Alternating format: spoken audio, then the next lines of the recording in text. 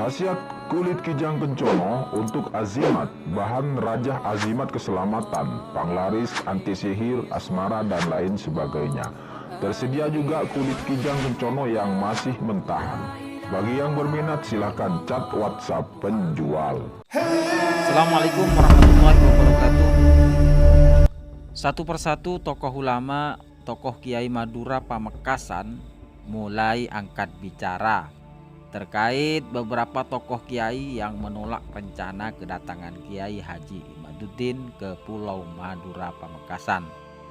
Bahkan menurut Kiai dalam suara ini, tak sepantasnya seorang yang sudah dianggap ulama, warasatul anbiya, itu menolak kehadiran Kiai Haji Imaduddin tanpa ada dasar yang jelas dan kuat.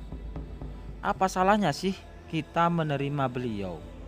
Wong Kiai Haji Imaduddin itu diundang, dan tindakan seperti ini itu tidak mencerminkan ulama Madura yang dikenal alim dan santun kepada siapapun.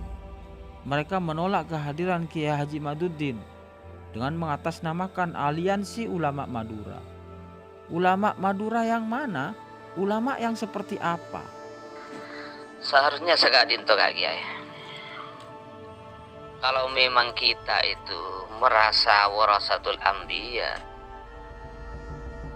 todus ki sebora, todus menabi asorbanan, menabi kita ternyata bede tamu yang datang baik-baik terhadap kita lalu kita tolak.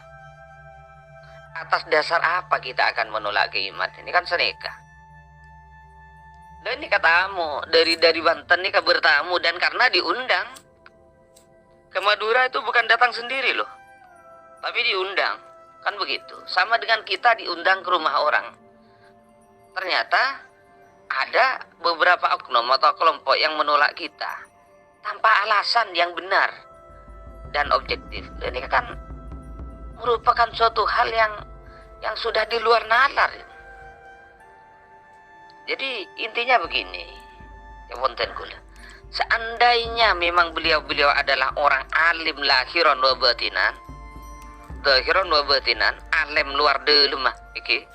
Atenah ben luar, ben ilmu syariat, ben ilmu selain. Kak Ento tidak akan langsung mengklaim keiman ini sebagai orang yang buruk. Tatkala sudah ada penolakan seperti ini kan sudah ada don ini, bahkan suuddon terhadap seseorang. Seharusnya kan sebagai ulama itu adalah sebagai penengah untuk memberikan sikap dan keputusan bijaksana terhadap umat, terhadap masyarakat. Kan senika. Jadi sama dengan kita menangani suatu kasus. Apakah harus kita itu mendengarkan satu kasus, satu penjelasan dari satu orang, sedangkan dari orang yang satunya yang bersangkutan tidak kita dengarkan.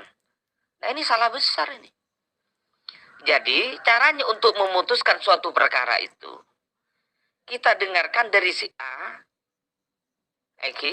kita dengarkan dari si B. Lalu baru di situ ada pertimbangan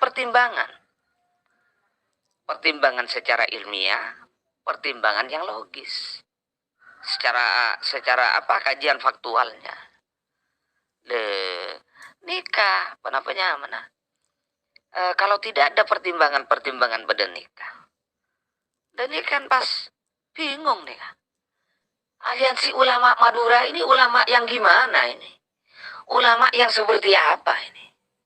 Ini perlu dipertanyakan. Apakah ini masuk pada cerita-cerita atau sejarah-sejarah yang menyatakan suatu pada akhir zaman nanti ada ulama-ulama su? Ini pertanyaan. Apakah gitu? Pertanyaan ini bukan mengklaim, enggak. Bertanya. Seharusnya sebagai seorang ulama itu harus betul-betul menengahi. Begitu. Bukan langsung mengklaim. Bukan langsung memutuskan suatu hal yang belum kita ketahui. Nikah dengan hadirnya kiamat justru kita leluasa untuk mencari suatu bukti-bukti. Apa benar kalau memang kajian kiamat itu salah ketika kita diskusi dengan beliau misalnya? Ya sudah, yang tidak mengikuti jangan ikuti. Kan tidak harus perang. Tidak harus anarkis toh. Begitu. Kan tidak harus rasis, begitu.